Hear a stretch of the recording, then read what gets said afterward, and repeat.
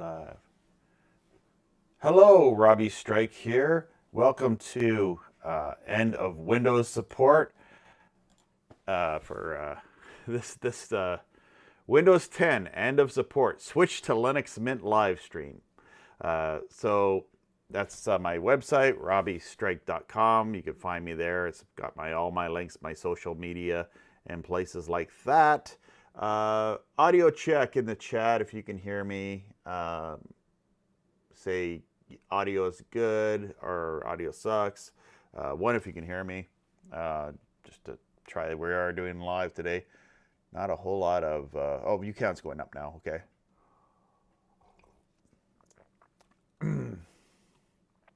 Yeah, so guess we have the issue where, was it October 14th?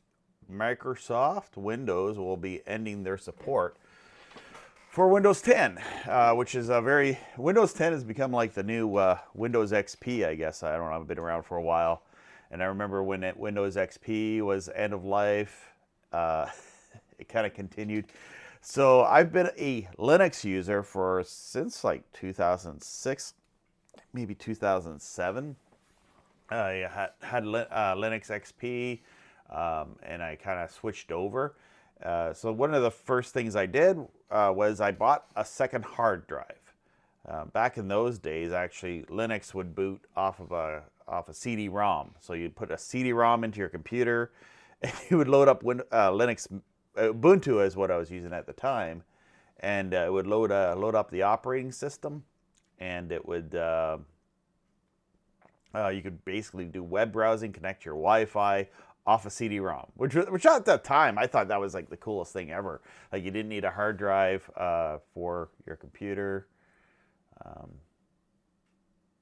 Just do a check here on my audio. You hear me do web browsing? Yeah, you can hear myself. So I can hear myself in the thing there. There's my audio reverb. Might have some new people here because I posted this over in a Linux group, a few Linux groups. It's like because I guess the big thing is for like maybe not so people for this video, this live stream for people who maybe have no idea what Linux is, but this is probably for people who know what Linux is and maybe use Linux and what you can do. Because right now we're going through, if you want free hardware, it's actually a pretty good time to be a Linux user because right now, like I got a ton of old office computers. Gosh, I got like 4, 5, 6, 7, and a couple laptops because all these computers now are not gonna support Windows 11. I lost my light. Is that okay though? It still looks decent, so I'm okay with that. Doing a live stream and things will do that. I can turn it back on, but I gotta go back behind the monitor and change the battery. So yeah, it's a great time if you want to buy if you're a Linux, you're someone who knows how to install Linux, you can actually buy a decent laptop for a pretty decent price, like next to nothing, because people are almost going to throw them away, and you might even get them for free because so many people, they have no idea how to install Linux. And it's pretty easy. I mean, I'm gonna go full screen here, dude. Full screen here. I'll use this shot here. I know I got the color background. Yeah. So this little USB stick here, I've had this for years now. It's a 16 gigabyte Lexer USB drive. Usually these are pretty expensive. For installing Linux, you don't need a very big one. You just need I think 8 gig would work, but this is 16 gig. The cool thing with 16 gig is I was able to create a there's a Casper, whatever it's called, and you can put files on this, and bring it to different computers and transfer files, which was kind of a nice thing with a live disk of that. So probably people watching this video already know about how to install Linux, but I wanted to just give a quick rundown. If you don't know how to install Linux, my recommendation is go to a keeping an eye on the chat here. Someone's going to chime in. what was my point? I lost my point there because I'm looking at all these monitors. Yeah, if you don't know how to install Linux, there's a ton of tutorials on YouTube where you can find out how to do this sort of stuff. I'm just gonna make my OBS kind of half screen so I still see the chat. There we go. I got the chat in there, and I got my windows so I can see, I get my preview and I can see what's going on. That's good. And so yeah. So I just want to go through that. This is my Linux setup right here. I'm just going to minimize this deal here. And I've been using Linux Mint for a long time. I gave it kind of like a retro look. I got like a Commodore Amiga here as the computer icon, because sometimes they have like an Apple all-in-one computer, and I don't like that. So I put it with like just kind of a retro-y, and I got some retro icons on here. Got Sober, if you guys know what Sober is, for Linux users. Hey, Jonathan McKay, how's it going? I got an M3U.8 list, which is actually my satellite receiver. You do a lot of cool things on Linux. The thing about Linux is there is tons of free software. Like I can go here and just go right here to the software manager, and this is like your app store, like for Linux, where it has like all of these free software applications. You name it, like there's games on here, a ton of games. Like some of them are maybe like kind of old games or whatever. There's tons of emulators. There's Office. So some people, I need Microsoft Office. Well, there's Office. There's LibreOffice or OpenOffice, which has like a ton of. It's basically a Office equivalent. So if you just need a word processor, like you name it, there's like video editors. Like there's Kdenlive, or just I'll type in video. And the video editors on Linux Mint are pretty good now. Like I've been using Kdenlive for my YouTube channel, which I've been running for almost 20 years. I haven't been using Kdenlive for 20 years. I've been using Kdenlive for maybe 10, maybe longer than that. But it's cool to be able to have a video editor, basically it's like a world of free software. That there's video downloader. There is just a bunch of really cool media players. And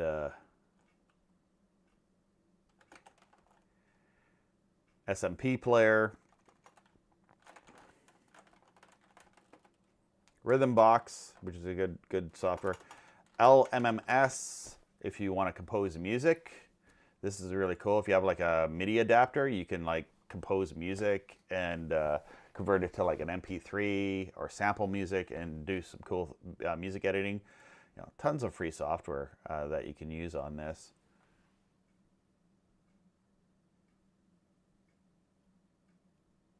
Yeah, Jonathan. I think Jonathan, we chatted before.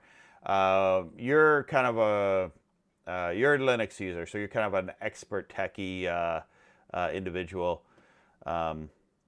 Yeah, so I'm going to be all over the map probably with this. So here, let's go to this. So yeah, when you install Linux, it's got a little picture show for you here. You'll end up off the live disk, how easy it is to install.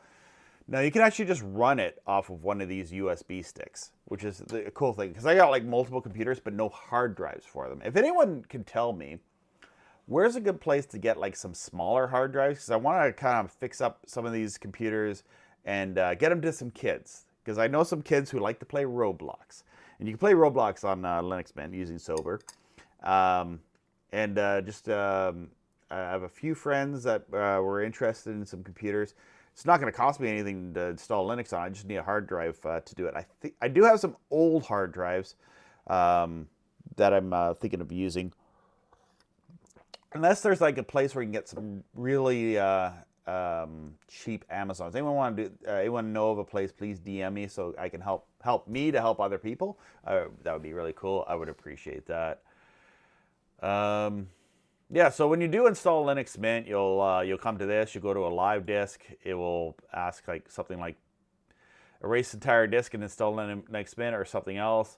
I typically I've done dual booting where you have Windows on one partition and another. So what will happen is when you go to this menu, when you start your computer up, you'll have something similar to this where it's a grub menu, and it will ask, do you want to start Linux Mint or Windows bootloader? So you just like got 10 seconds to scroll down when your computer's starting up, and you can still go into Windows. I do that on multiple machines. I still use Windows and Linux interchangeably on the same hard drive. Another cool thing with Linux is you can install it on 2 different hard drives. So if you got a computer with you put 2 hard drives in your computer, which is a great thing if you're going to install Linux. Unplug your Windows hard drive, saves all your files. You definitely could do this on a desktop, maybe not a laptop, but you can install Linux Mint and I'm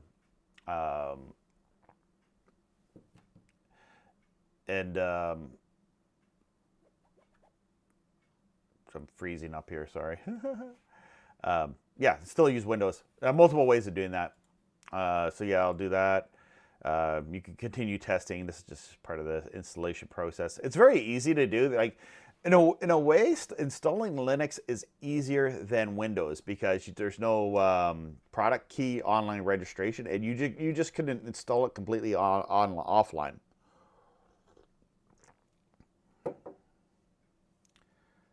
Okay.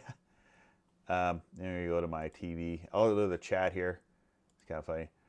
So Jonathan says, I actually started using Linux only a few months ago. I still using XP Vista. Don't judge. No, I'm not, man. And 7 on most of the machines I have. Only have 10 on 2 or 3 now. But your tech though, yeah. Whoops, I did something there. Here we go. Yeah, so I actually talked to people about that. Like, yeah, it's all this end of Windows 10 support, which is probably if you're on Facebook, you'll see all these targeted ads, or maybe other social media, maybe on YouTube.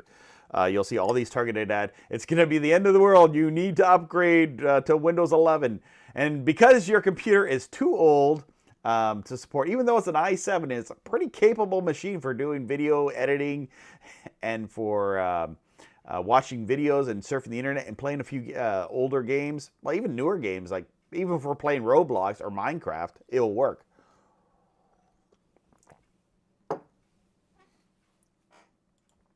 And yeah, so anyway, there we go. Let's go to the next slide here. And then it will install the multimedia codecs, like your H.265 and all that kind of good stuff.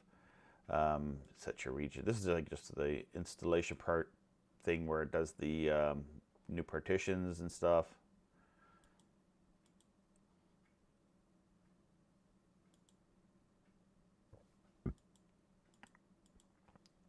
And there's like, yeah, as I said, there's like tons of free software out there. Honestly, one of my favorites is this one here, because I'm.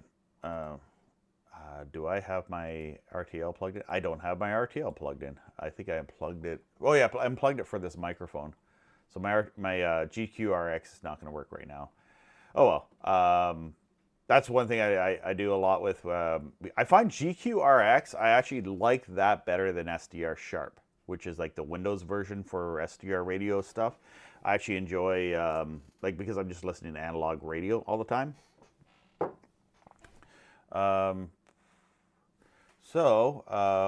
Hey, Mark.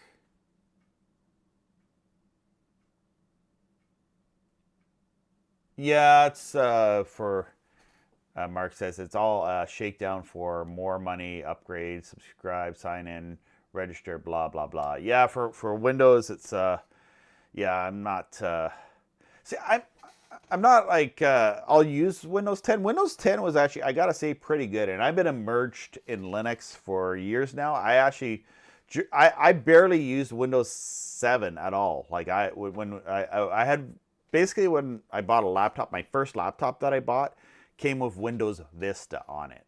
and I wanted to downgrade it to Windows XP. But anyway, I ended up using Ubuntu on it, and then for a while I used GOS, which was like this. It was kind of a popular OS for a while in Linux, and then switched back to Ubuntu. Then eventually I switched to Linux Mint, and I haven't really looked back since I've gone to Linux Mint, because I find that Linux Mint has been a good thing.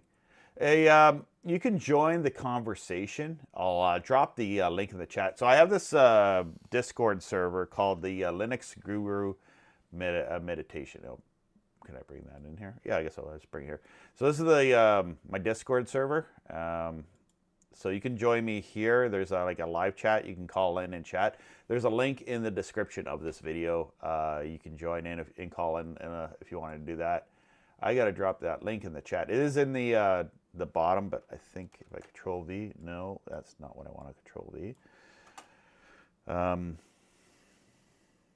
Here, I add some notes here. Here's the Discord server link.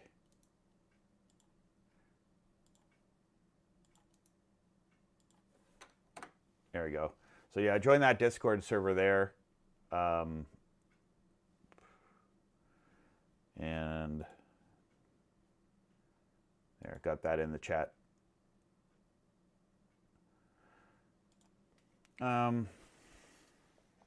Okay.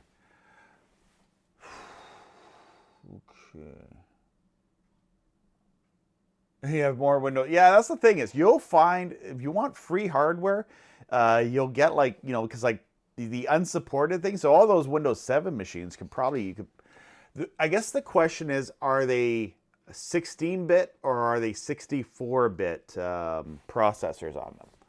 Oh gosh, I gotta go to the washroom. Hey, I'll take a break here. I'll be right back, but I'll throw up this video here. This is a video I got on my channel. 2 terabyte drive. Put that one in there.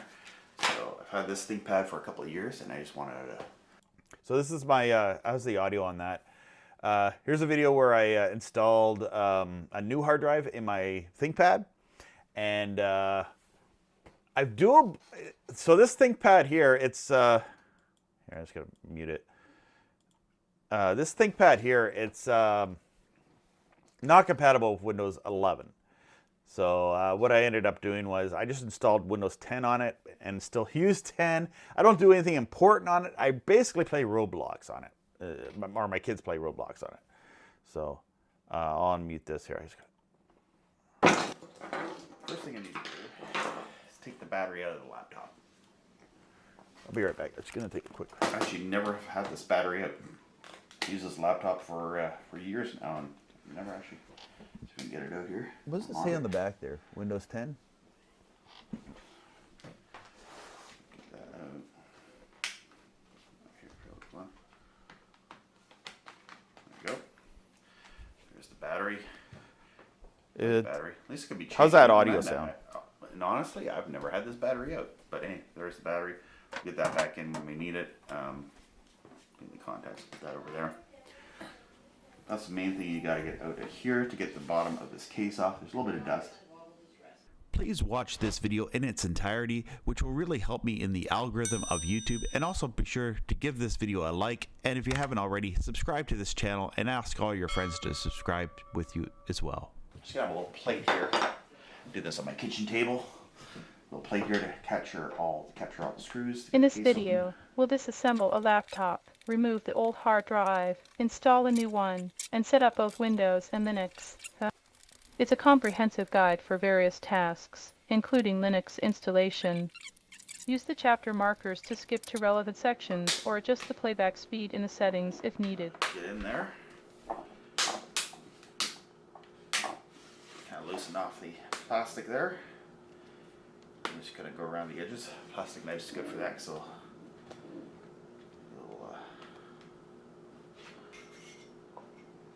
it's good if you go around the edges here, right there, get right at the front edge of your computer. There we go. There we go. We got it. Turn that over. I got started. I can get at it. Okay, is it mixing okay? All right. around it and pry off the snaps here. Yeah, this is like simple tutorials, and there's tons of these on YouTube where you can. I mean, it was a pain to get my laptop open because I think there's like pieces of plastic that like kind of shoot off. You'll see right here. All right. As I was, it's like probably a 10-year-old laptop now.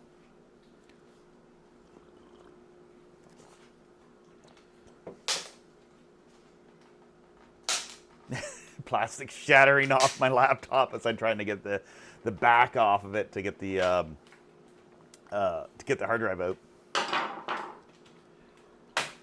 There we go. There.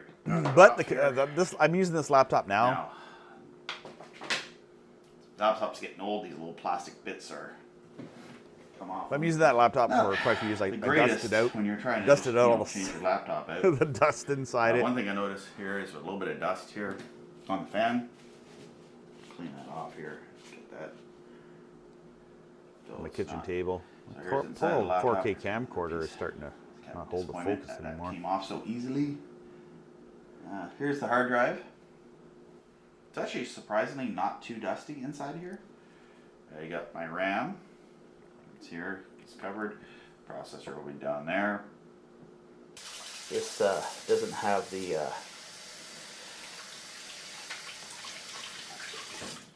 Maybe I can get it out here.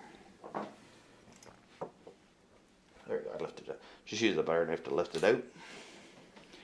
Turn it over here. That was like see the SSD in there. One of those. You just gotta take this. Yeah, this should have been M2 the other way around. A little like you'll see it here in a second. Anyway, we got it out. There's 2 screws there and there. Thank goodness for speed up for fast motion. Change speed setting in what was this editor? Hidden Live.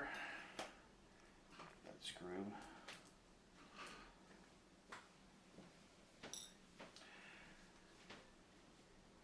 Here is the M3 drive. So I'm gonna replace it with that drive. So first thing we gotta do is cut this open. I hate the way these are wrapped up. Got a pair of scissors here. So I need like a SATA drive. That's like a M2 to SATA adapter. There you go. So there's my replacement drive. It's 2 terabytes. This one's probably, I think it's not even a terabyte. It's one of those older. I did upgrade the capacity of the hard drive on that laptop, which was kind of nice.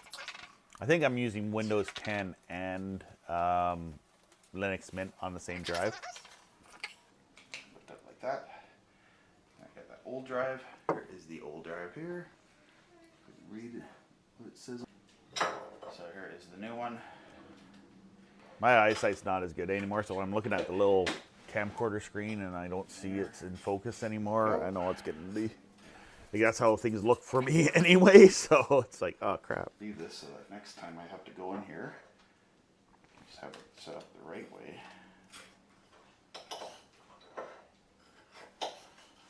This video goes on with the whole process of installing Linux. Basically, taking a laptop apart, changing the hard drive, which is the highest thing I'd recommend when you're switching to Linux is change the hard drive. I'm just gonna skip this video off a bit here. Solely on the installation process here. I'm just gonna mute. If you need.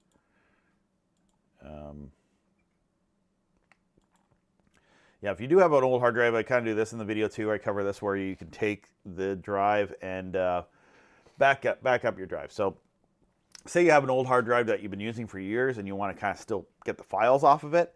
You get one of these enclosures, which will just have a USB plug. I think those things are like $10, which is pretty handy, $10, $15. Best stores to buy this stuff is, in my experience, is like go to in my town, I go to Canada Computers. Might have some people in different areas or wherever. Amazon, eBay has some good prices too, compared to like I don't know, going to Best Buy is like I don't know. I find things can be kind of pricey there. They'll have some deals, but like there's some places that have better deals than Best Buy. I mean, I got some good deals on Best Buy. So anyway, there's my enclosure. Let's skip ahead here. here's the BIOS. So I guess that's one thing I forgot to cover earlier on is like if you haven't installed Linux, it's pretty simple. When you boot up, you got to go into the BIOS and like change your BIOS around. So that one thing is you'll have like I got a USB drive in my laptop, and sometimes it won't work because what happened in the case of my laptop was the bootable drive for Windows particularly. For Linux, it didn't seem to care what drive it was, but for when I tried to install Windows, I had to for the drivers for whatever reason, I don't know why, but I had it over there in the corner. In the corner there, the laptop, you see there where the little Lexer drive is, a little bit out of focus. It ended up, I put it there, and then it loaded up all the drivers and everything for Windows 10. And this is like, if you're going to install a dual boot computer, I would say, no, yeah, there's where you can see I'm going to move my head out of the way here. You can see where here I'm talking about that there in this video.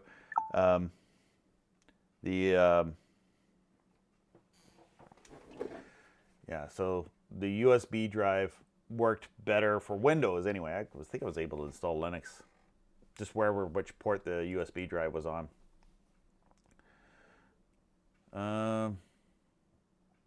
What else is there to point out?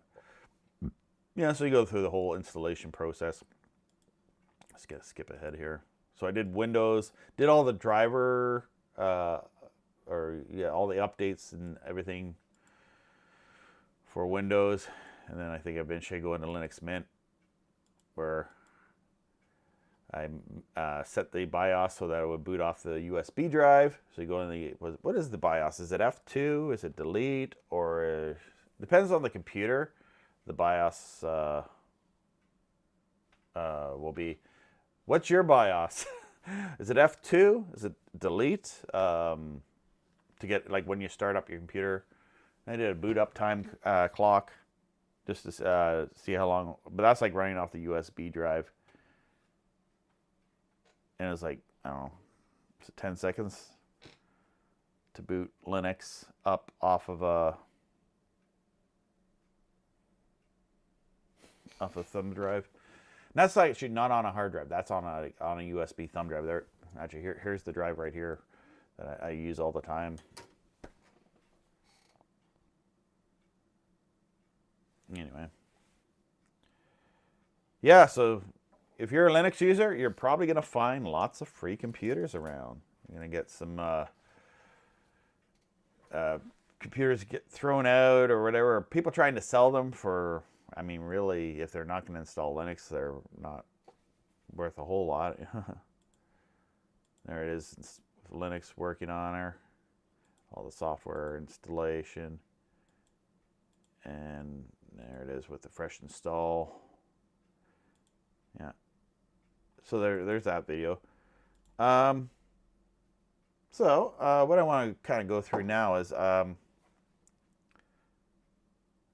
is that thing there? So like for my laptop here, I'm just going to hop into my laptop. How do you do updates? So this is my it's pretty cool desktop here on my laptop, and I got like Mint XP theme. You can change your themes around in here. So I got like mine set up for Mint XP. So you can see like, oh yeah, I'm running in virtual here.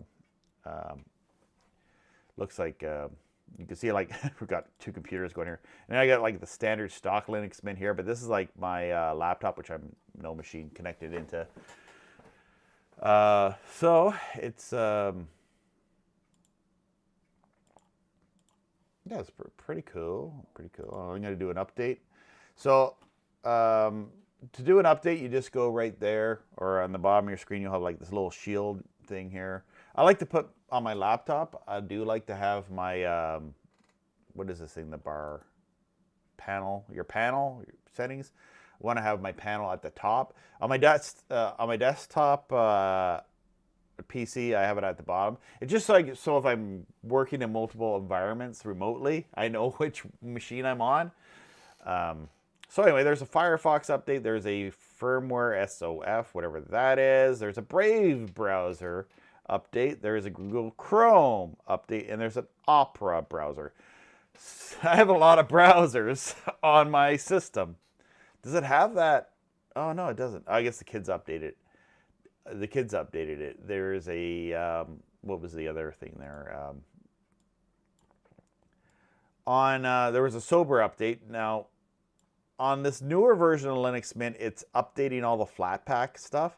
So this thing here, like this software here, Sober, it runs on a Flatpak. So we can play, so we can play Roblox on a computer. I was going to enter my password here.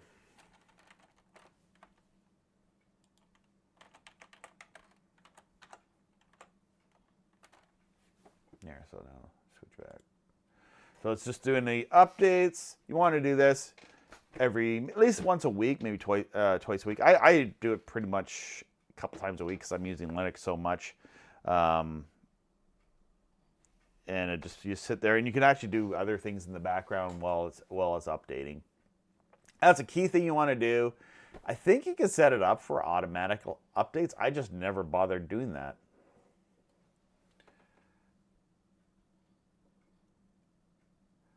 Chris Garrett says, I extended Windows 10 support. I noticed over on my machine over there, which I do run Windows 10, and it's an i7 computer, pretty capable. I do video editing on it. We play higher end. It has a higher end graphics card. It's not like a brand new computer, but it's a decent computer for my standards. And it offered that. I had to sign up for extended support or whatever. So I might do that for a few of my Windows 10 machines. And I think Windows is going to do something like that because people are not going to run out and buy a brand new computer right now with Windows, just so they can have Windows 11. I hope people are finding this video, and I'm planting a seed in your mind to, especially if you have old computers, or even if you do buy a new computer and you're like, well, this old computer is outdated, I don't want to use it, install Linux on it. You know, it doesn't have to be Linux Mint. It could be whatever Linux you want to install. On that note, yeah. So for Linux Mint, I've gone through this. You go to their website, linuxmint.com, and you can download. One thing you're going to find is they'll be like, you're going to have what's this? Cinnamon Edition, XFCE Edition, your Mate Edition. Like, there's 3 different versions of Linux that they're going to be on the Linux Mint site. Now, I'm highly recommending this for new people who are not tech savvy. So, say you got a grandma, you got your mother, and all they want to do is watch YouTube videos, maybe watch Netflix, do some email, maybe have a word processor for doing documents. I mean, you can do a lot more than that, but say you got someone who's not tech savvy and you want to keep them secure, this is what you can use. I do think that there is, let's grok this. Hey, Grok. Hey. Oh, I don't have my headphones on. Yeah, is there still a 32-bit operating system for Linux distribution out there that will allow old computers from like the late 90s, early 2000s to run Linux?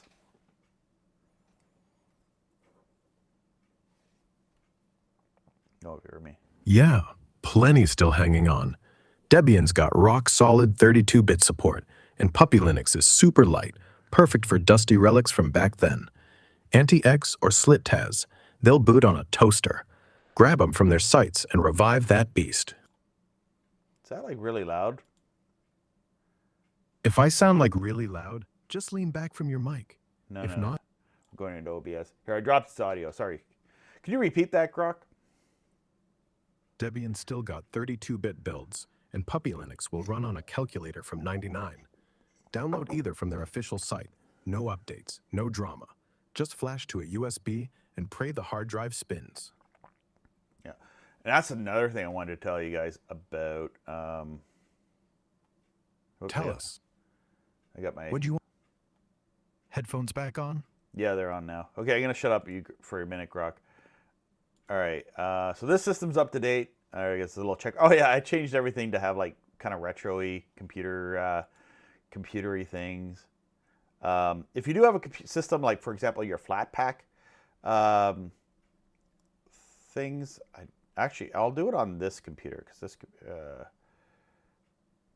I'll do a flat pack update. I got to do that. So go to this. Here, check this thing out. This is my Commodore OS in a virtual machine.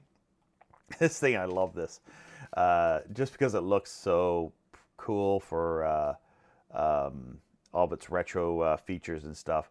I don't think I've actually updated the sober. So like, go to the command line terminal, and here it is, like Commodore 64. So it has a very Commodore 64 look to the command line. So, for example, if you're running sober and it stops working on you, which I haven't updated this one in a while. And this one runs, I think it runs on Debian, so I'm not sure what version of Linux this thing. Yeah, so it has like a ton of updates here. And proceed with these changes to your system installation. I'm going to say yeah. And it's just going to do a bunch of flat pack updates. So sometimes, like if you got something like that's a flat pack, like my Sober app, you just simply do it through the command line. Not that hard. I mean, Linuxy stuff on a command line. You just learn some simple commands. Like this is like a killer app feature on a lot of my systems. So to have Flatpak working and to be able to do updates from for Flatpak programs is a handy thing. While it's doing this, I'll look at the chat. Sound was okay. I extended Chris. Yeah, I read that. Extended Windows 10 support. Sorry, I'm looking at this monitor way over here.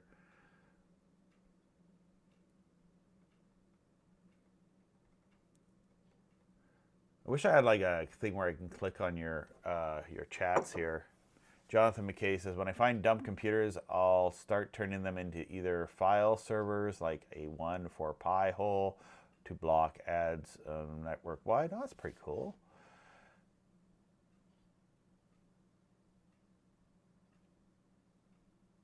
I have several, Chris says I have several modulators at TV plus 13. Do you have Cinnamon or XFCE or lower end machines? I hear something Dell sales being up. I did hear something Dell sales being up. So just good look at the chat. So I'm gonna say yes to this to update sober, and yes again. And it's just doing a sober update. Got 3 computers on here just to show you what's going on here today.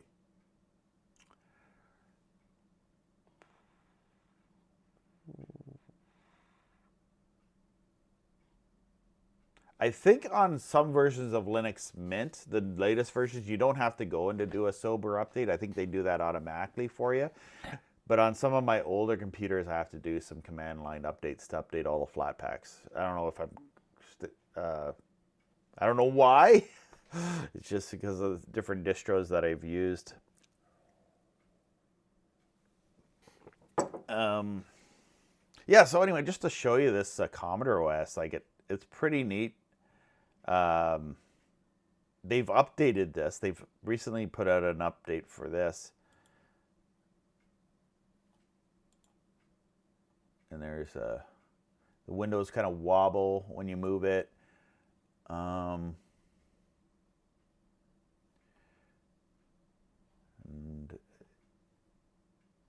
there's the applications. There's games like I got Armageddon Advanced running on this thing. I love this game, man.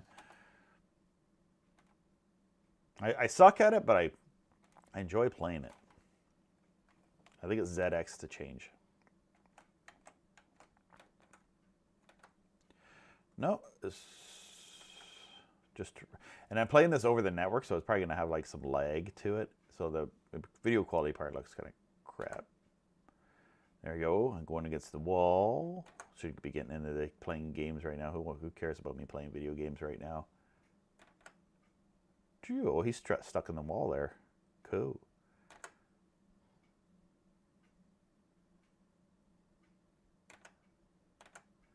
He blew up. Yeah.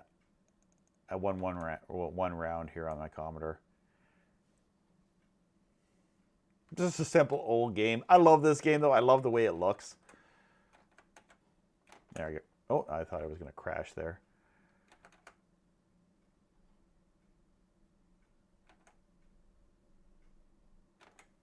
I died. Anyway, enough of that. Well, I closed the whole thing down. Oh, well. I closed down the Commodore OS. I might talk more about that. I found the Commodore OS, though, was a little bit harder to install than Linux Mint. Linux Mint is just so easy to install. So, yeah, I got that.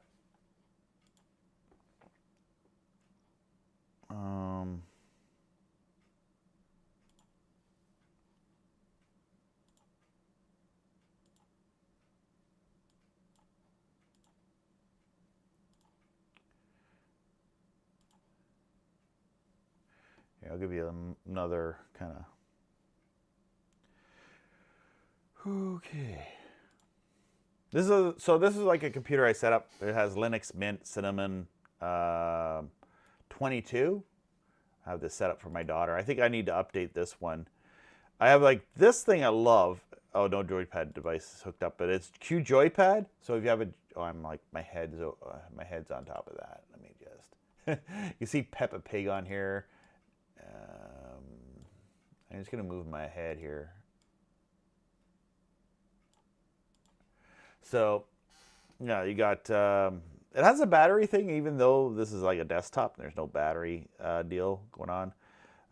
You got your update. You got this thing, which is the Q joypad, which is cool. Where's my wireless joypad thing?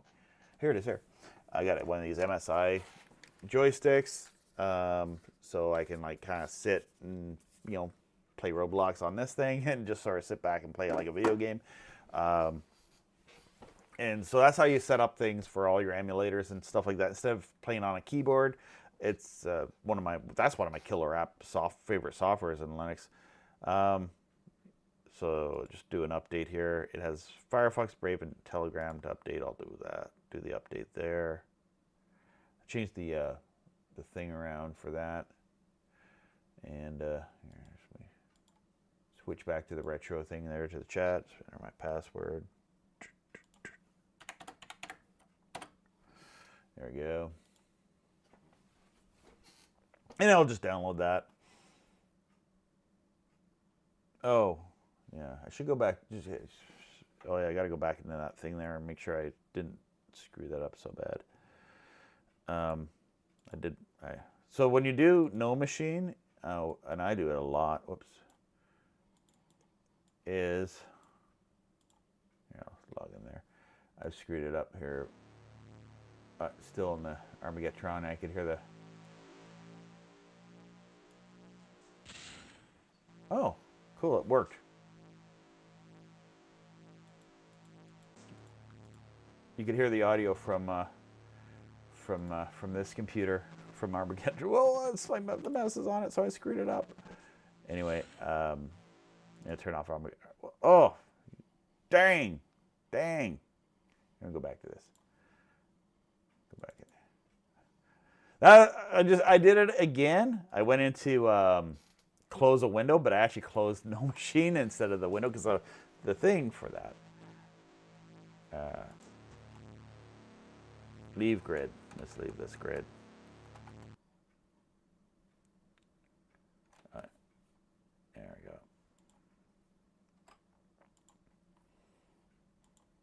Hope you enjoyed the game so far. Yeah. There you go. And it falls apart. So yeah, I got all the Commodore 64. There's the system processes and all that. So this is all good to go. It's ready. This should work. I don't want to log in there because it should load up Roblox. Actually, I don't want to do that on here because it's my kids account. I don't want that. All right, so I got multiple computers here. So just updating this computer here. I changed the mouse around on this so it has like this Google mouse. Another thing I'm not too sure if you guys out there know, is there a version of the Chrome OS? Because that was something that Grok said that there was a version of Chrome OS, but I haven't actually played around with that. Hey, Rick Malk, how's it going? System's up to date. So that's an important thing to do in Linux Mint. I think you can. I don't know. How would you set it up? Updates. Software sources. I imagine there is a way. There's got to be a way to preferences, system snapshots, software sources. Oh, yeah. Oh, there's another Linux Mint. I wonder if I should do that or not. So there's a Linux Mint 22.2 Zara. I'll probably have to update to that. Shows a history of updates in the update manager. Never really look in this here. Mint update manager, and there's the website and all that.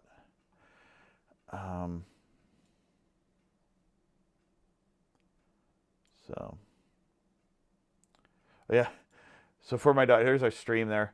Because it's my daughter's computer, I set it up for, whoa. There we go. Move my head here.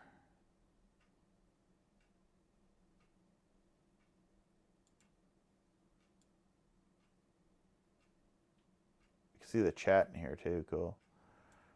Here. Yeah. You can add themes. Actually, you can do this in Firefox and a lot of computers. You can change your themes and things like that. You see the chat in the background. Yeah, it plays YouTube. I mean, I don't know. Some people have the misconception Linux is like from like the 1990s and doesn't do modern stuff. It does a lot of modern stuff and it's free. You know. Here I am. Going back to like the 90s here I am in an Amiga workbench with an Amiga 5000.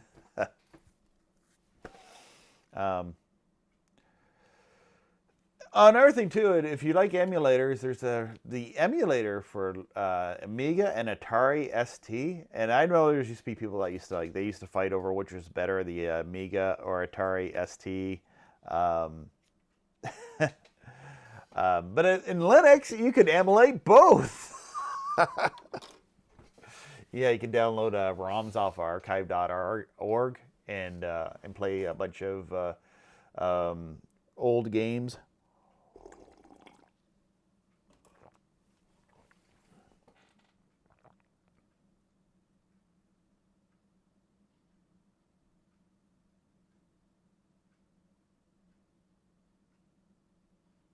DOSBox X. That's an interesting one. I don't play around too much with DOS stuff. Is so cool. I'm running MS Works 3 and After Dark screensavers on Mint. Yeah, that's kind of cool. Like that, you can do that sort of stuff. I haven't played around with it, but I know that like it's a DOSBox was an emulator that you can run like old DOS software on it.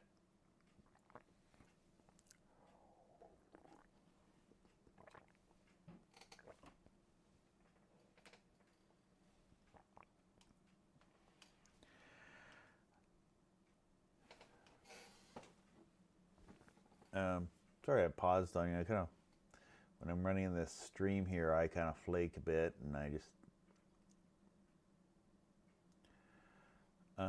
Anyway, so yeah, back to this computer. Yeah, it's got. I don't think I'm going to do that right now, where I'll upgrade to this. I got 17 people in the house watching. Yeah, definitely made this for my daughter. She'll play Roblox on this, and and have some fun with that. I'll just minimize that. Here's my desktop. So yeah, for sober, playing Roblox. That's the only my killer app game. Hopefully, yeah, there I am there. Which I could play Shark Bite. I don't know. Yeah, I'll go to Shark Bite. I haven't played Shark Bite in a while. Is that the new one? Shark Bite Classic. I used to play Shark Bite 2 all the time. Jaws. So I'll probably end up in the game and I'll be the shark. I'll say good computers. I think I have a decent computer. This computer here I'm on is actually a brand. It's fairly new. Like I bought this computer I don't know how long ago.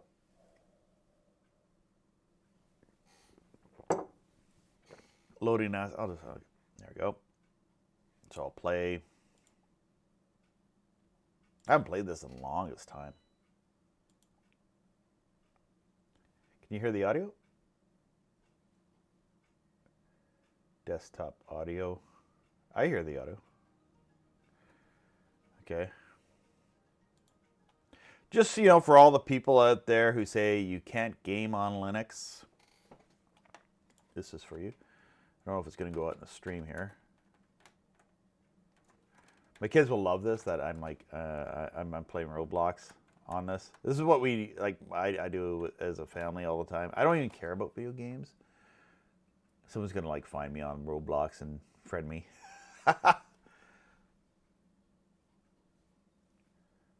Why can't it?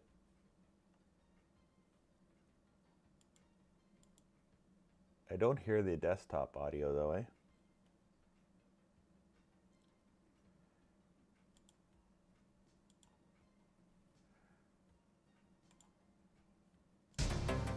Whoa. Maybe I want to turn that off. I don't want to get copyright.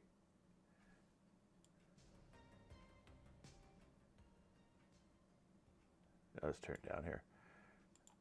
All right, so I'm in the boat. Oh, the shark's been released. Okay, here it comes. Ha ha ha! I'm a whale. I'm gonna eat ya. Ha ha ha ha! All right. So, sorry, I'm gonna have a.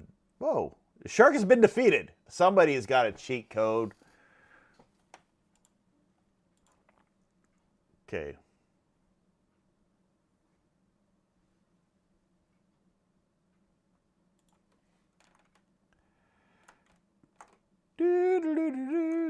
I had like, I don't know, my kids just changed my skins around. So zoom in, out. There we go. I don't want to be the shark though. Okay. It could be hacked though. They're just like somebody's got a cheat on and they're just winning right away. Oh yeah, I don't want to be. I'll be this boat. Or should I be the boat with the donuts? I'll be that. And I'll invite people. I don't know, I'll just randomly invite people to join me on the boat. Oh, someone invited me. That was kind of them.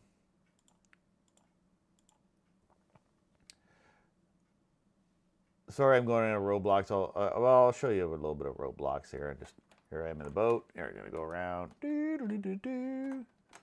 Whoa. How come I can't turn my boat? All right, click on it.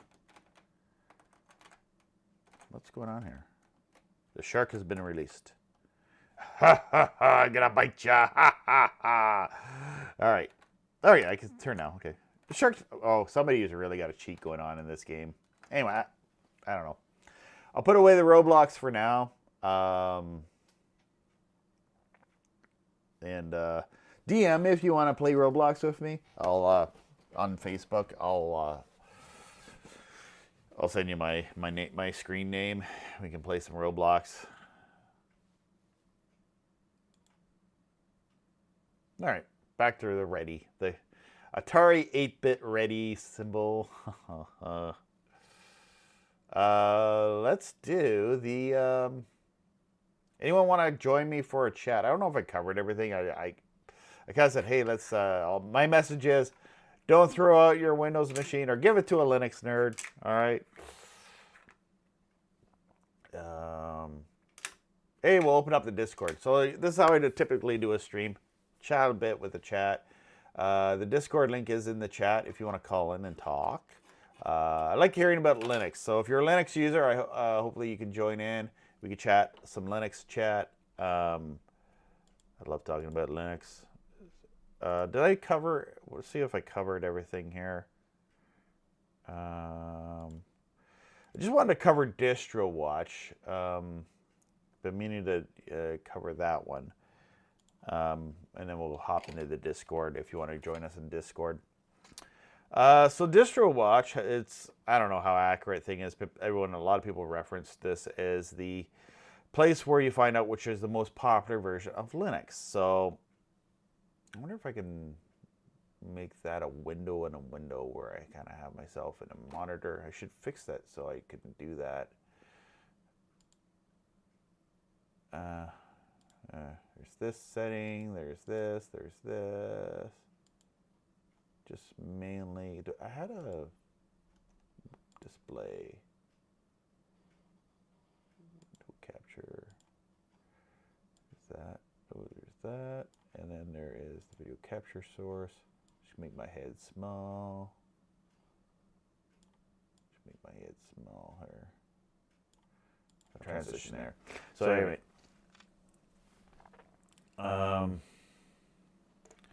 So yeah, these are I don't know how they base these ranks on here the last 6 months. It's Catchy OS, never heard of that, but Mint's up here is like page hit ranking. Distribution is Catchy OS, Mint, Debian. I do have Debian on one of my machines. I haven't tried Pop OS. Sometimes like with some of these, Elementary is another one. I should have like a picture of it. Yeah, Elementary is kind of like this Mac wannabe, Apple Mac wannabe look to it. If you want that. I've played around with it a little bit, but I really prefer Mint because it has like if you're still using Windows machines from time to time, it's kind of nice because you're used to using Windows. OpenSUSE's still around. What about doesn't list? There's Debian, there's Mint, Catchy Pop, Ubuntu, Fedora, Zorn, Alma, Ubuntu Mate, Ubuntu Studio. I remember hearing like, oh, Robbie, you really need to download Ubuntu Studio. It has all these multimedia software. It's an OS built for multimedia, but basically what it is a distribution that just has everything pre-installed for you. So I ended up just downloading the latest version of Ubuntu or Linux Mint, and then just that's what I use for the most time. What about, I don't know, can I say that on YouTube? The Kali Linux? No, they don't even say Kale. How do you spell Kale Linux? That's like one everyone always talks about, Kale Linux, but I don't see it on here. I don't know how popular that would be, but Kubuntu, I use Kubuntu, Mini OS. So don't be overwhelmed in the Linux world. That's why I just say stick with Linux Mint. Ubuntu Bogey.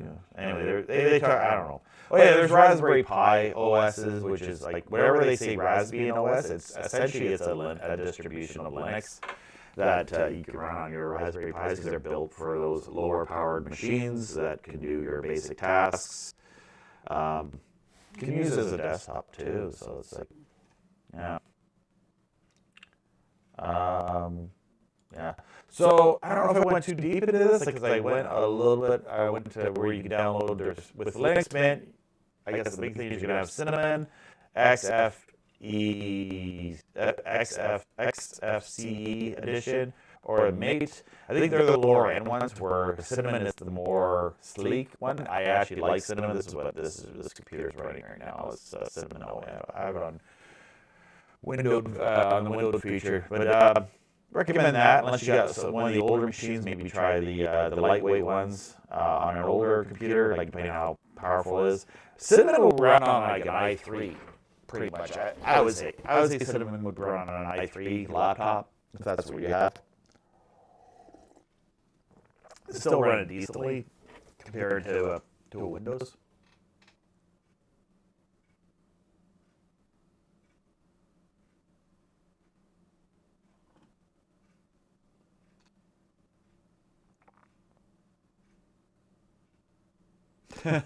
Rick says, I recently bought a newer computer pre-installed with Windows 10, 10 F'd it up for the first week. Been running Mint since on it since my other machines only run Windows 7. I've heard a lot of people say that that's what they're using. Because who's bought a laptop recently? Like I typically, because I'm doing video creation and stuff, and my preference, I know you can use a phone, you know, we're in 2025, and you can use a phone or a tablet, but I still like having a laptop. I do, but I also like my desktop. So I have a desktop with 2 monitors, and then upstairs I have my laptop for just mainly for like watching YouTube videos, going on Facebook, and maybe browsing the internet. And a little bit of gaming, because like we Roblox. Yeah, I wonder if I've never installed it, but let's install.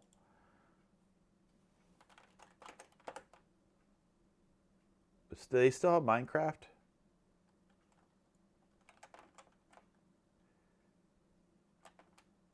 Or is that something you have to... They used to have Minecraft for Linux, like right in the Linux store. I don't know if I spelled it right. That's my problem. I'll spell it incorrectly I'll miss a vowel.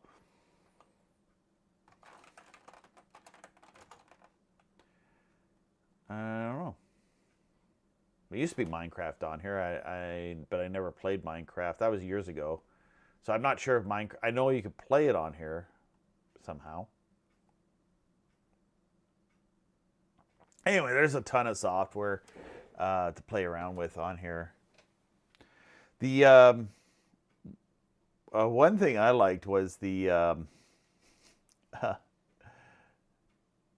yeah, I'm looking at this thing here. Let's switch to so you guys can see what I'm looking at. I was looking to see if there's Minecraft on Linux Mint. I don't play Minecraft, so I can't answer that. I imagine there is a way.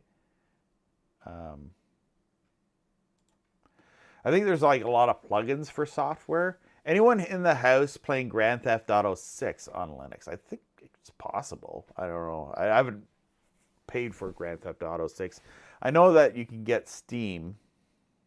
I don't even have Steam installed on my computer because I'm not much of a gamer. Oh, I have to go to the software center.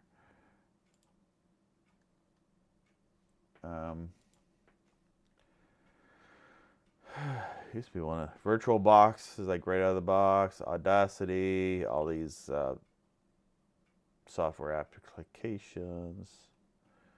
Oh yeah, well there's Steam. So when you got Steam, what all do you need to install? I need like some younger people to educate me on Steam.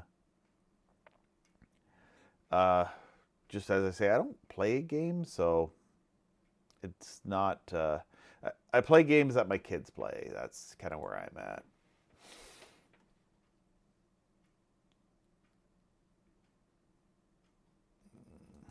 University of University. You keep that up, you'll be on a timeout. Can I timeout people on this? Put user in timeout. All right, I'm not going to, but if you keep that up, University of Universe, you'll be on this. See that? I could so easily do that. So that's a warning. You behave. You watch your mouth. You watch your mouth. All right, I said I was going to go into Discord. Here, I'll bring this dealio up here. And I'm going to go... Thank you so much for the 12 people that had kind of joined this stream today. I don't know if I did the best stream in the world for this topic. I think it's a cool topic. Windows 10 end of support, switch to Linux Mint live stream. And I think there's some people in the chat that use Linux Mint, that actually use Linux Mint. I'm kind of cool. I find it's kind of cool that I've been able to meet people out there that are fellow Linux users. Uh, years ago, I went to a Linux group. There's groups for Linux fans, or I don't know. But it was dying down. This is like maybe 10 years ago. We go have dinner, and there was like a Linux users group of Kingston, and they're down by Queen's University, and they were kind of like science people studying bachelor's, masters in science. I don't know what they were doing. Anyway, they were pretty knowledgeable, big brain people who are Linux users. So I was kind of maybe way above my level of knowledge and stuff. But anyway, it was kind of cool to meet other people who are. My sound is distorted. Okay. Hello, mic check 1 2. Is this mic okay? Or is it because I hit my mic? You might need to refresh the stream. Is that it? I can also play around with my chroma key. Turn off the chroma key.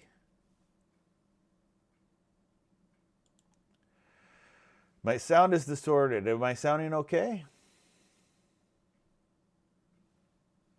Am I like, maybe I cut off the Discord. I'm not sure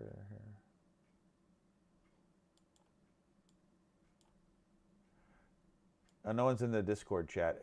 Probably people are in the satellite chat. Did I put that Discord link into?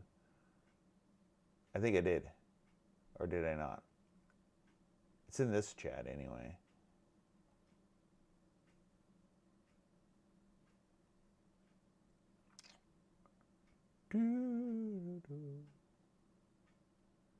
I'll leave here just for a second here.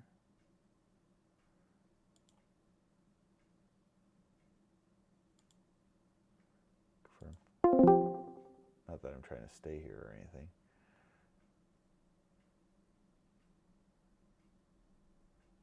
Did I say the Discord? Some of the Discord people could be in here, and then here, let me grab that link. Do do do do do do do do do do do do do do do.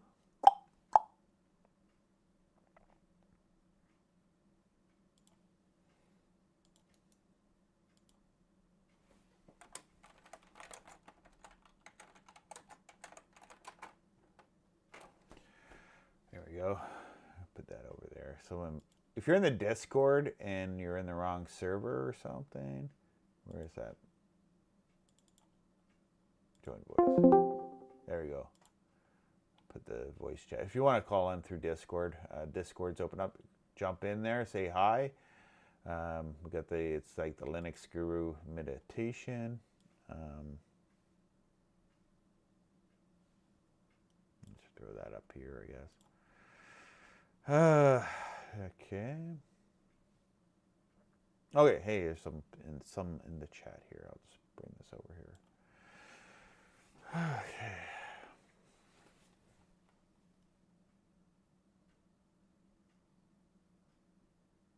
Yeah, I think that's one thing where, and I do see a lot more talk this time around.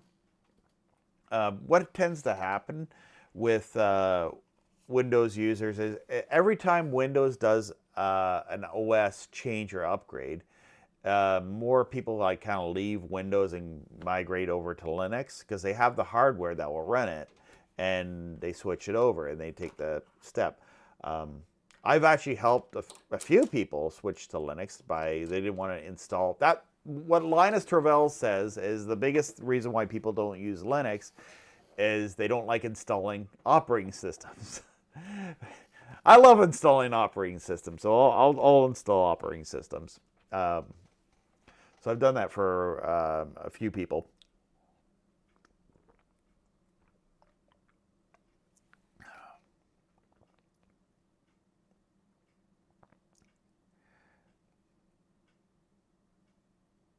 And what else?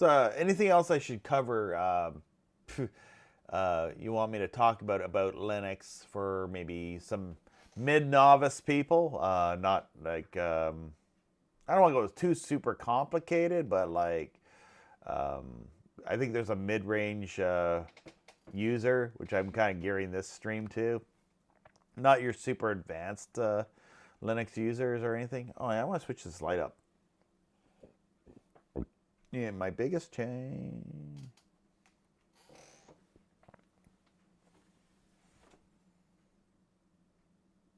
Oh, yeah.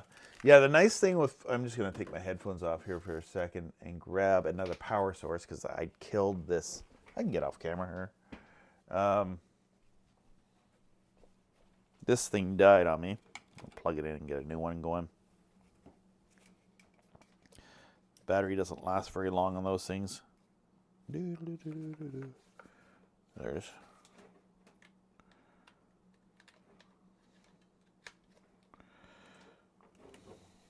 I'm short a plug here, so it's like... There we go, got the light going. So yeah, for my lighting, because I ran out of outlets, because I got so many outlets going on here, I'm using this, like, the yellow is going to turn like a different color. This GT Media box, because it has a USB thing, because my light uses USB, and I got so many, I don't want to drain too much power from my computer while I'm live streaming. I'm going to go plug this thing in. Yeah, I saw what you said there in the chat about you didn't like how the bloatware. That's one. It's got to be one of my things I like about Linux Mint as well, is that it really doesn't have. I wonder what I'm unplugging here. The bloatware that you would get with this thing did not hold a charge very long at all. Well, it's old too, so it's on. I'll just turn that off. Yeah, you install, well, even if you install like a fresh install of Windows 10, you'll have like, I'll just walk into a different room here. Is my audio okay still? I'm in a different room, so there'll be a little bit of an echo here. Yeah, the one thing with Windows 10 is if you do a fresh install of Windows or any operating system, it will have bloatware. But if you like buy a computer from a store, particularly like Staples or Best Buy, you'll probably have like a whole whack of bloatware that comes with it, like an Acer. Who's bad for that? Is Dell bad for that? I'm not too sure. I think like when you buy like a laptop or a desktop and it's like full of bloatware, kind of a nice thing to avoid with Linux is you can install a ton of stuff, but you're not like getting like, you know, yeah, this bloatware. Anything with the antivirus software, that used to be a pain, but I think with Windows Defender, you don't need all this Norton antivirus, which was a real pain back in my Windows days. I remember with Windows XP, just having McAfee and having Norton running in the background. It slowed down the computer, and I think it may have ruined my computer with back in those days using Norton. And I'm gonna sit back at the computer here. All right.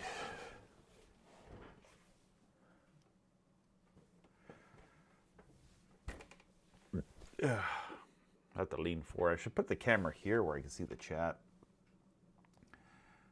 But then my green screen, like it would be there. There's a window behind me here. Here, there's a wall with a green screen. Oh, I'm gonna tweak my desk / streaming setup, video editing studio at some point. Have my nice Canadian flag. Here, let me go to the. I like this Amiga thing here, with the chat in the background. Oh yeah, the chat. I wonder if I can fix that. Get the latest on the chat. So you can see what. There, I just move the chat up a bit here on that. Can I make that bigger? I can do this. There we go. I just kind of full screened my setup here. CB Radio's the original chat You know what's really popular now? If you get a lower sideband radio and you go to channels 36, 38 on CB radio, lower sideband, that seems to be where there's a lot of activity now on CB. And it's like people who are talk like normal, like not like not like channel 4 where you're like, what the heck? They're speaking English. I don't know what the heck they're saying. If you listen to CB radio, still play around with CBs from time to time.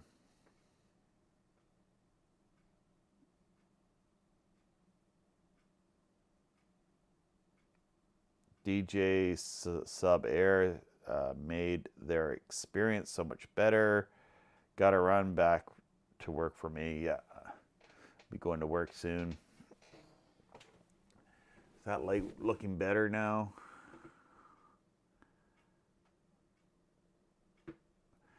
Installing OS from floppies. Look at this computer here.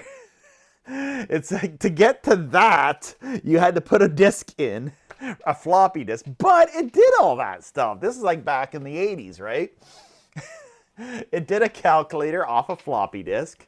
It did file systems. Like, this is all off a little floppy disk. What do I have a floppy disk around here? I probably have one in my desk. It may be buried here. Floppy disk. I know I have a floppy disk around here somewhere. It's probably buried at the bottom of my desk. I haven't used a floppy disk in years. I have a DVD.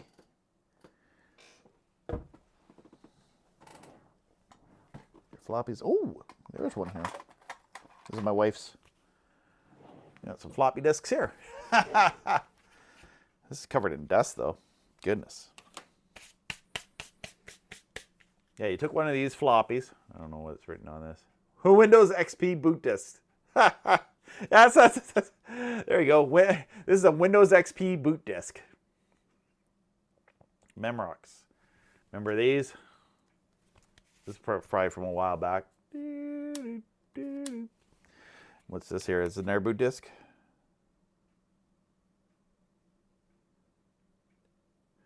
This is my wife's stuff. But this disc contains a sample lesson plan from the introduction to Unix from the form of web page based tutorial. Yeah, this is my wife's stuff. She took computer software development and computer science in school, and this is covered in dust. Yeah, anyway, these are all floppies. But yeah, like the boot, remember having to boot off of a disk to get into your computer? Yeah, that was a thing from years ago, especially like this day and age, where the operating system loaded on the disk and you heard it. If you YouTube it, you can watch like a video of, I think this version of the Amiga had like it had this maybe in the ROM inside the computer. So like it was on a chip. So when you wanted to load, it had like did it have Workbench or did it have Kickstart? It had Kickstart in ROM, so like it would boot. I don't know how it was. Yeah, back in the day of computers. Nobody's in Discord, man. Someone wants to call in? Call in on Discord. I'll take your calls. I don't have a call in, like, I'm not going to give my cell phone out. Best way to call in with an audio call, hook a mic up. You can call in through Discord. If not, we'll just wrap this up. And, yeah, down memory lane. But I'd say the future definitely is using this dealio stuff. I like this thing I made up here. Into Windows. You can see the chat. It's really small, but if you have like a full screen, you can see what's going on there in the chat. I just put a black line over a black box, but the angle wasn't right.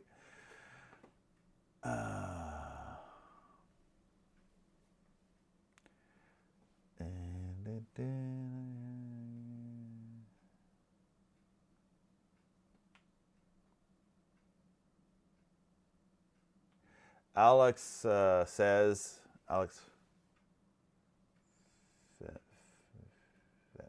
Phoenix says, I'm not sure how I got here. Probably because I posted this in one of the Linux groups, or like one of the new to Linux groups. It says, I'm working on making my Windows XP 7 machine with Linux as a primary OS. And that's pretty much what you want to do with some of those older computers, especially if the hard drives died on you.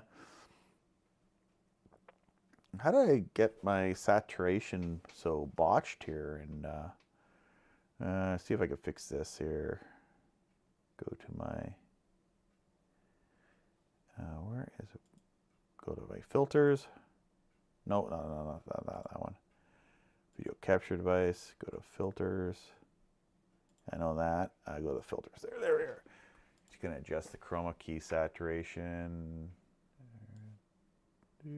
That better? Oh yeah, that's better. Yeah, just the lighting changed up there. Because my green screen, you can still see a little bit of saturation in the side there, but that's, can I bring it up a bit more, or do I make me more transparent? Wee! I really screwed it up now. All right. There we go. That should be good.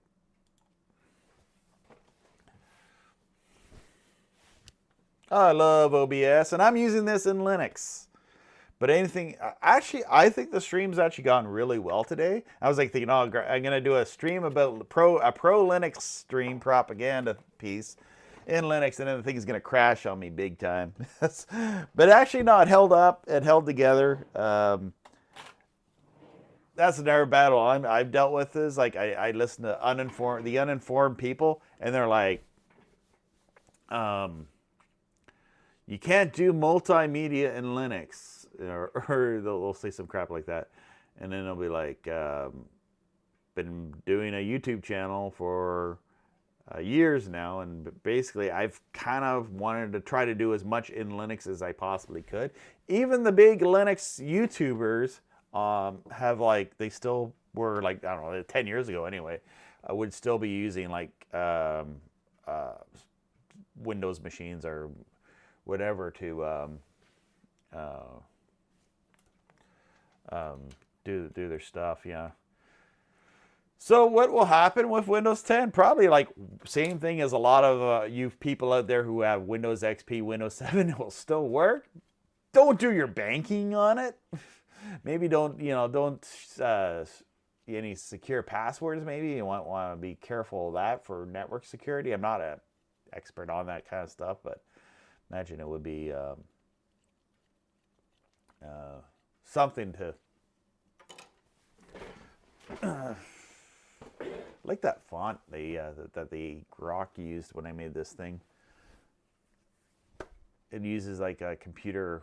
I'm not sure which text is that. I put that on my computer as well, just so I can have like a font that looks like that. I'm gonna ask Grok some questions because I got no one in the chat here. So what I'll do is no one's jumping into my Discord. Did the Discord link work? I might move away from Discord. I'm not too sure. I mean, there's been a lot of people in the other community that I was in. They really like Discord, and it's been like a thing that we've used. Anyway, I'm going to. I gotta use my headphones for this. Yeah, that's fine. That's fine. I'll use my headphones. This thing going? No. Put my headphones on so it won't feedback. Make sure my audio is. So he's gonna blast here, I think. Hey Grok, how are you? I'm good, thanks. Just hang. Hey. There we go. There we go. I could ask the AI about Linux stuff. Well, one thing I wanted to see what Grok would say is, Grok, is Linux increasing users in 2025 now that Windows 10 is ending its support? Is there more people? Is 2025 the year of Linux?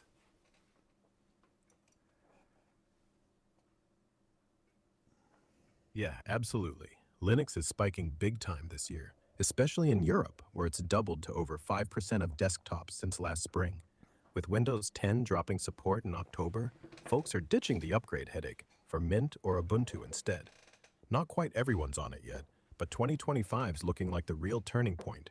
No cap, Robbie. That's interesting, Europe, because Europe was always like they were like Amiga people and Atari ST people, and now that they're it seems like a lot of Europeans are switching to Linux. That's interesting. Yeah, those Amiga holdouts never really trusted Microsoft. They love open source. And now, with privacy laws over there, Windows feels like the creepy guy at the party. Makes sense they swing hard. Yeah, guess the future's just the past with better Wi-Fi.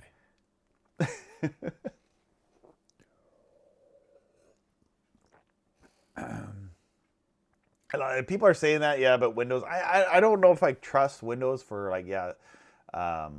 That's why I've done a lot of my web browsing in Linux. One thing I would say for Windows users is maybe install Brave if you're not going to install as a web browser. Grok, would you say that Brave is a better web browser in Windows 10?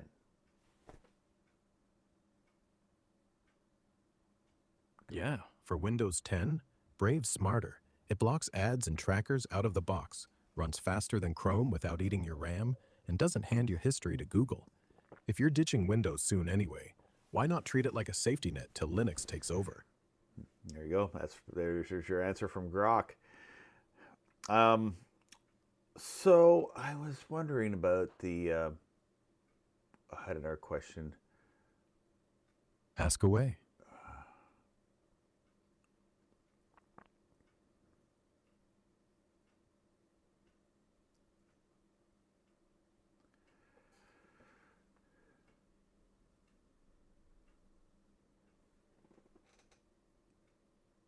Yeah, I was probably so like early 90s and 2000s. I'm always like hardware behind. And this is a reality people don't really talk about. I find is I was a Commodore 64 user in the 90s because that's what I had in the 90s. People were having like 386 and 486 computers. But I was actually doing BBSing with a Commodore 64. That's kind of where I'm at. So I'm using an i7 now. How old is an i7, Grok?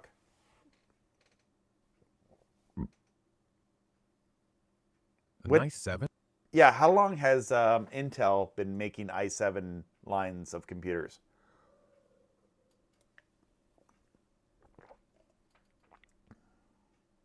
Intel kicked off the Core i7 back in 2008, so that's about 17 years now. First one hit in November, right after they ditched the old Core 2 stuff. Still crushing it. Mm-hmm. Yeah. So yeah, I find that i7s are pretty capable machines even to today, like for running Linux and for doing your day-to-day web surfing. Even if it's like say an 18-year-old computer, but it still works. Most likely, the thing that breaks on a computer is the hard drive. Grok, what is the most common issues on computers that when they break down and stop working? Memory, hard drive, power supply? Hard drives die first. Like 80% of dead rigs blame the spinny thing or the SSD going silent. Power supplies come next. Fans clog, caps pop, then poof.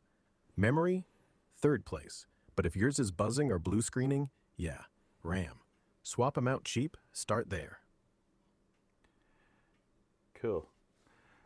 Alex has a cool comment. Fun fact, some countries in Europe are pushing Linux LibreOffice.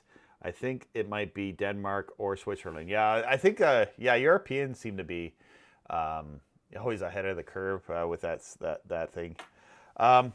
Also, like, well, the one big downfall I find in Canada, in the U.S., I guess it is a promising thing that they are introducing Chromebooks to people, so they're kind of getting them a little bit into a Linux-based system. But you can see what it's dictating here on. Go to my full screen. Go to the screen here. I got the Grok going here in the background, which I'm talking to.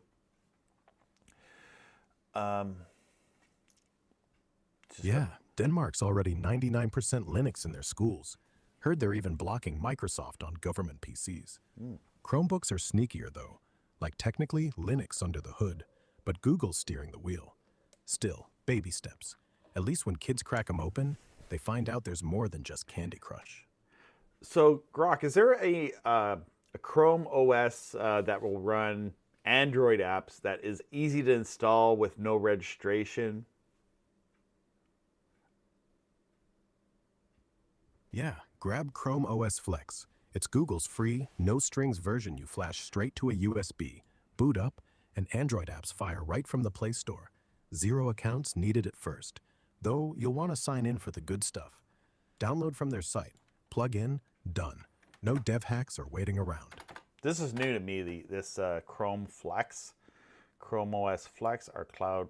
Wait, is it cloud-based? Upgrade your PCs and Macs to Chrome OS Flex. Try Chrome. I should try this. Oh, you gotta sign up here to submit and register. I don't like that. I just want to download. Like here, you go here, linuxmint.org. You download. When did this Zadra come out?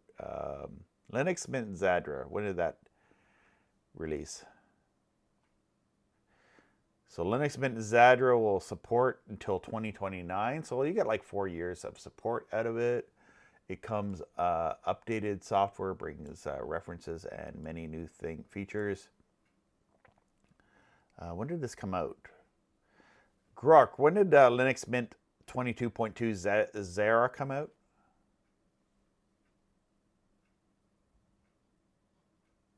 Linux Mint 22.2 Zara? Yeah, it's out right now. Dropped September 4th. You're reading live notes. Grab the ISO before the servers melt. No signups. Just download like the old days. Yeah. I mean, I would try this. I got like all these old computers. Will create a bootable Chrome OS Flex USB, install Chrome. I'm actually, this is kind of cool. I think I'd like to try this. I probably will sign up for this Google Chrome OS because I like to play with Android apps. I think that would be a cool thing to play around with. Do it. You just need a 2 gig USB stick, their Chromebook recovery app, which is actually just a glorified downloader. And 10 minutes later, you've got an Android app playground that boots faster than your nephew. Even the BIOS password screen will feel friendly. Let me know how many games die before they work.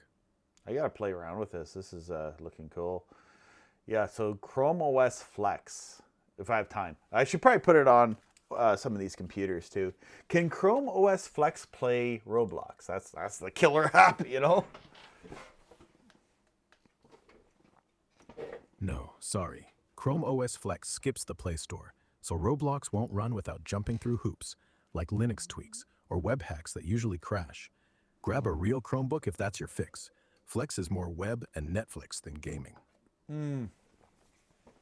Okay, yeah, so that's like something I didn't know about this whole deal. I mean, still, I'd play around with it. So wait, you said that Grok said that Chrome OS Flex will run Android apps, but it won't run Roblox. Like that's an Android store. What if I like sign in with my Google account? Can I still get access to the Play Store with Flex? Signing in helps, but nope. Flex doesn't officially hook up to the Play Store even then. Folks hack it by swapping to a full Chrome OS image from recovery tools, like the Ramus or Zork builds. Then boom, your account unlocks Android apps. Risky though. Could brick stuff if your hardware whines. Want steps? Well, I guess my question is, could I install Chrome OS on this old i7 desktop and then have access to the Android store apps?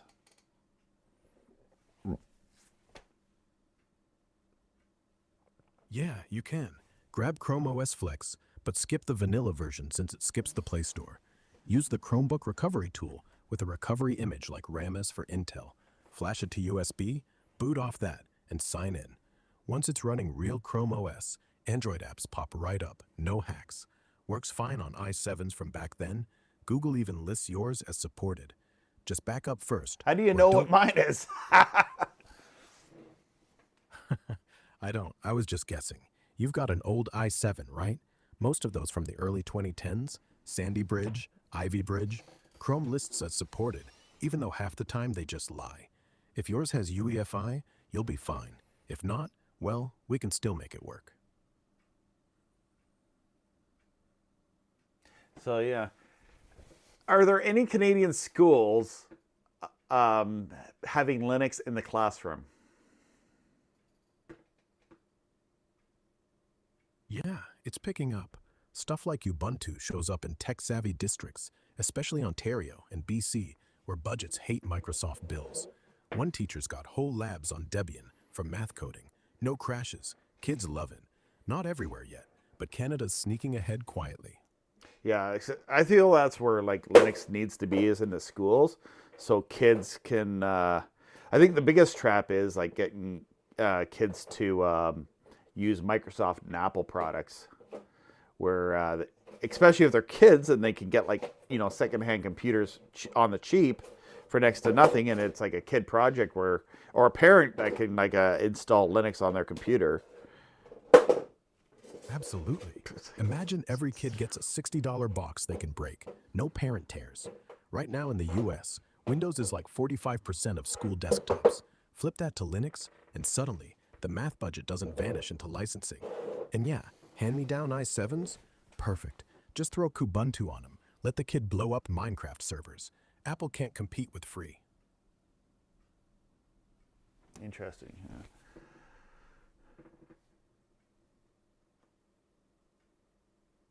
Is there a way I can get Grok to read my chat from my YouTube channel and then read it out, read out the chats? Not straight out. No YouTube integration yet. But here's the hack. Grab the live chat feed with a free tool like Streamlink, pipe it to a text file, then paste chunks here and say That's too read. much work. Yeah, kinda is. One day I'll be able to whisper in your ear while you stream. Just let the dream live. Okay. Let me just go over my notes here and Take your time. process hard drive. I think I covered everything that I meant to cover in this stream. I'm just gonna mute this thing here so it doesn't go off. Yeah. So anyway, I'll turn off the Grok there. That was one thing that Grok recommended too as alternatives to is like Chrome OS. I'll ask it one question there. Grok, what are alternatives to Windows 10 for my computer? Grab the free upgrade tool from Microsoft. Just search Windows. Okay, I'm muting that. Sorry, when I go in and out, it changes the sound. Let me just change my applications here. About 56% here. All right, I'll change that and unmute it. All right, sorry, what was the question? What was the answer? The answer was, you can upgrade Windows 7 straight to Windows 10. No extra stops. And yeah, it's free if you do it before October this year, so don't wait. Yeah, if the computer's capable to handle that, yeah. Should be. If it's got 4 gigs of RAM and a 2 gigahertz processor, it'll run Windows 10 no sweat. Just wipe the dust out of the fan first. Otherwise, it'll sound like a vacuum cleaner trying to start. What alternatives are there to Windows 10 for my old computer? Linux. Robbie Linux Mint 22.2 just came out yesterday. Perfect for an old i7. Download the Cinnamon Edition. Burn it to USB with Rufus, boot, and try it without installing anything. If it feels good, hit install, and it'll wipe 7 clean. No data loss if you back up first. Lighter, faster, zero... All right. So what alternatives are there to Linux and Windows that are Mac OS. that are open source? Open source? Only real options Linux. Everything else is either Apple locked or Windows locked. But hey, if you want something that feels totally different, give Temple OS a spin. Terry Davis wrote it himself. Zero bloat. Pure scripture. Runs on your old hardware. If you like staring at red text and praying. Whatever happened to the Windows operating system that was built from the ground up that was open, that was free open source. Oh, ReactOS. They're still kicking, Robbie. Latest build 0.415 just dropped last month, chasing Windows 11 vibes without Microsoft's fingerprints. Runs old games, boots on junk hardware, but it's glitchy as hell. No full DirectX yet, and half your apps will laugh and quit. Give it a spin on a VM if you're curious. It's like Windows from a parallel universe.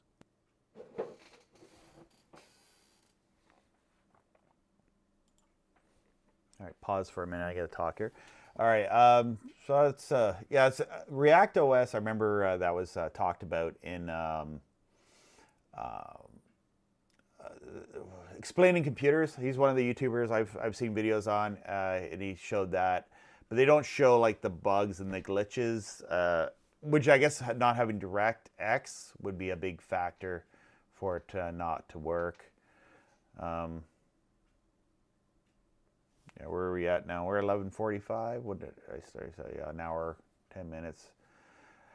Yeah. So I just so anyway, thank you for watching in the chat there. Appreciate this little stream. Feel it was cool to be able to talk to people about this topic. We've had 200 views.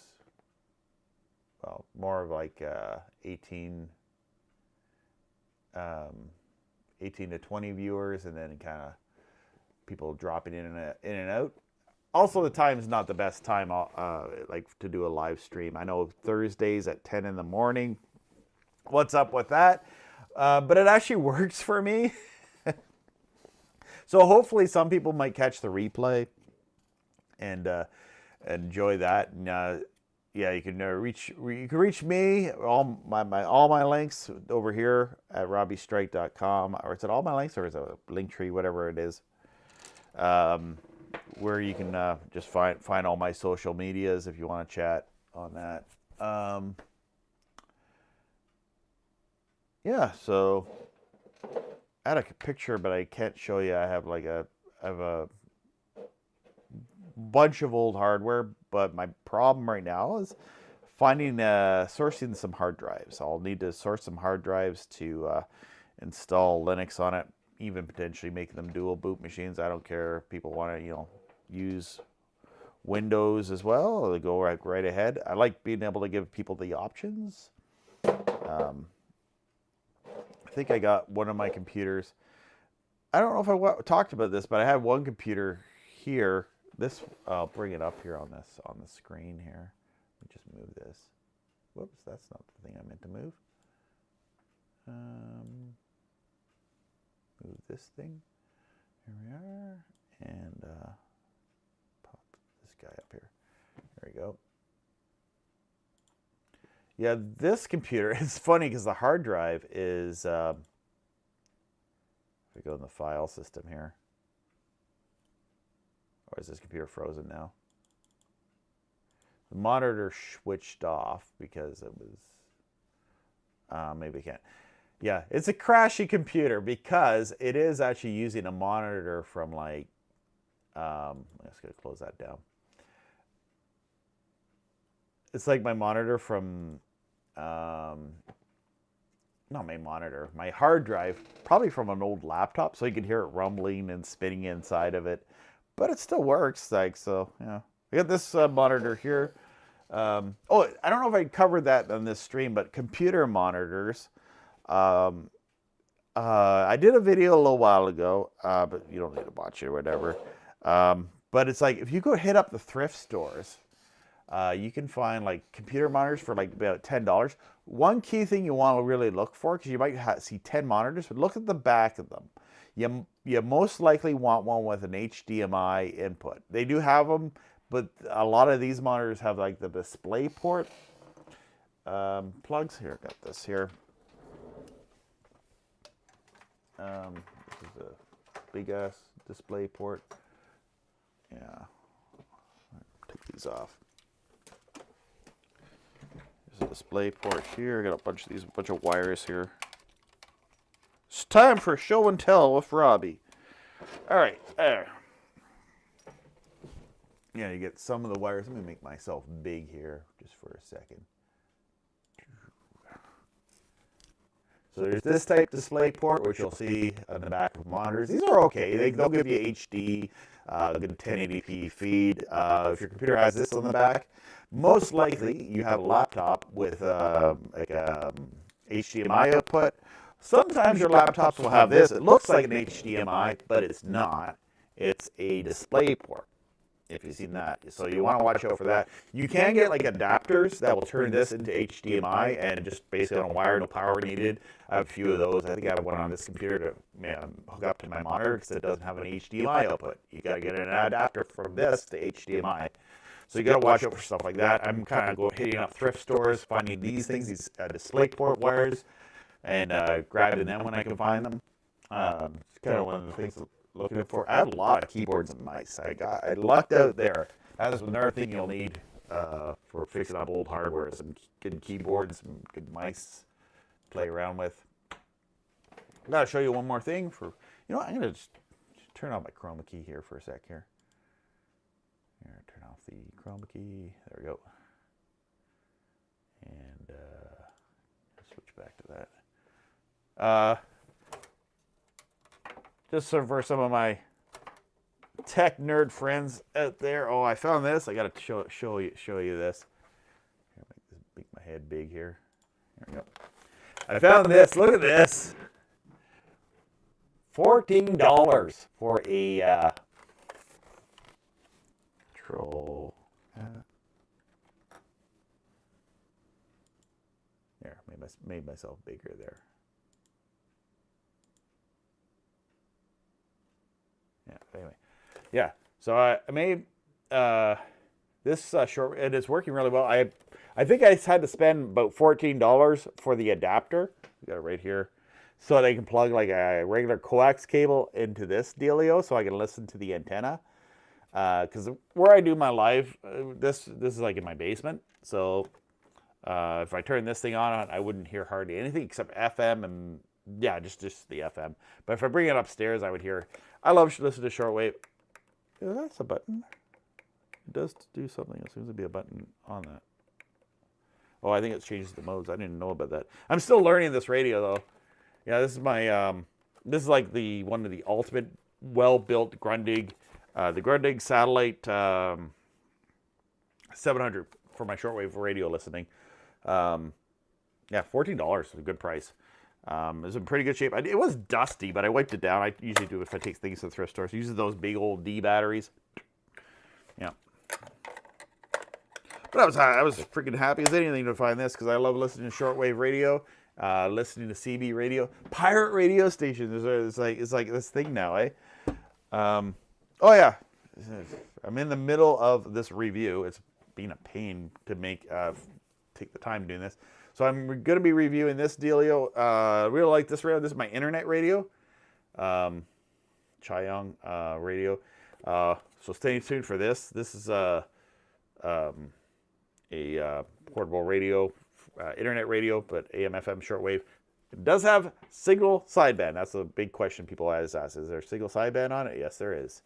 Cool radio I'm playing around with for shortwave radio listening. Wait for a review to come out on this one. Yeah, definitely has some modern features. It has the TF card plug, and it even has a SIM card. You can put a SIM card in this thing and connect it to the internet, like if you're out, cell phone networks. So I'm not going to put one of those in there, but all that is interesting stuff there. Back to the chat here. I hear this weird noise coming from over there. Let's see here.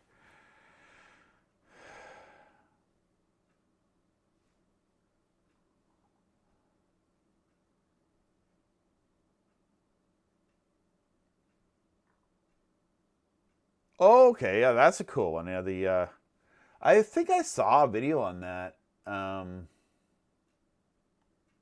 I don't want to play the video.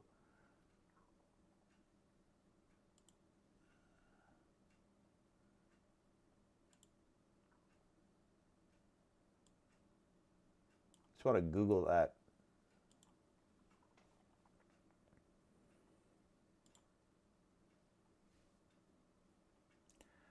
Close this up. I'm gonna Google that. That's an interesting. That's what I'm doing this stream for. I like to find this cool. Let's do that in this computer. Bear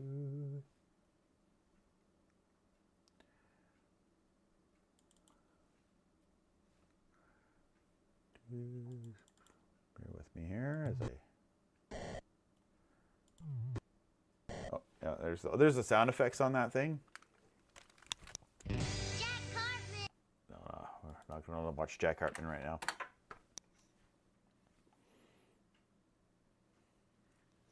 Here, let's switch the OBS here. Display, there we are. No, full screen. No, screen.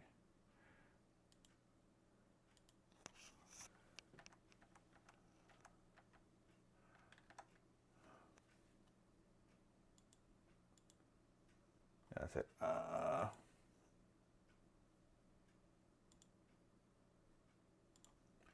Just made my head really big. Here we go. There we go. Here.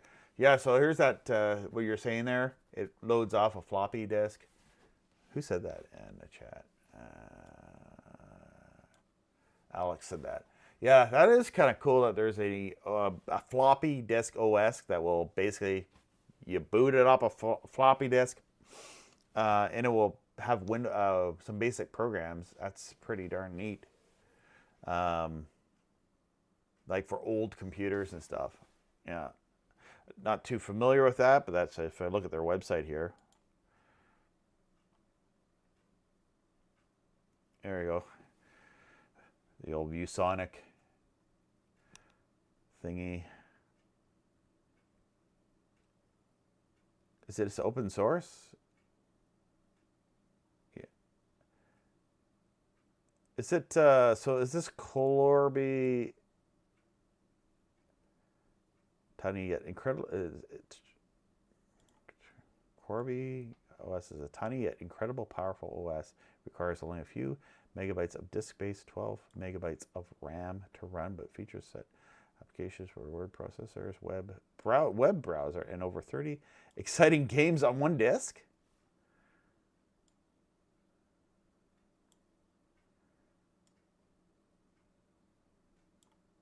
Really? That's wild.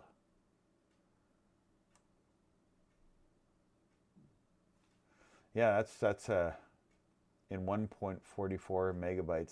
That's pretty wild.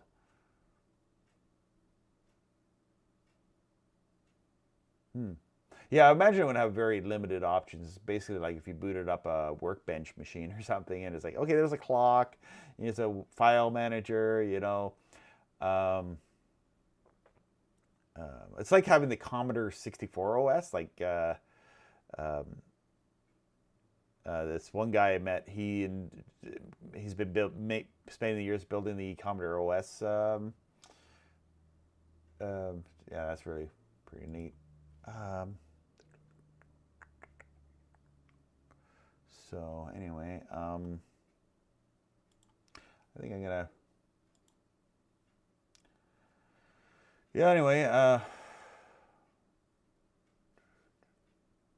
All right. Well, we're gonna end this and transcend the construct here because we are about to yeah, set it off. I enjoyed this chat though, and I like this topic. Might want to return to this topic a bit more and explore that more. It's fun to chat about this sort of thing. So anyway, yeah, I'm gonna. We'll end this stream now, and if you can, please, if you haven't subscribed to me on YouTube, please give me a subscribe. Find my all my links. Give me a follow on like all these other social media places. Yeah. So yeah, I gotta go to the washroom again. So anyway, yep, I will just end it on this. So I'll add some timestamps probably tomorrow or the next day. So if you're watching this on a replay, there should be some chapters laid out. Just like generalized sections of the video. Might help you navigate it. Because I know I'm kind of all over the map, but I like talking about this sort of thing. Anyway, thank you so much for watching.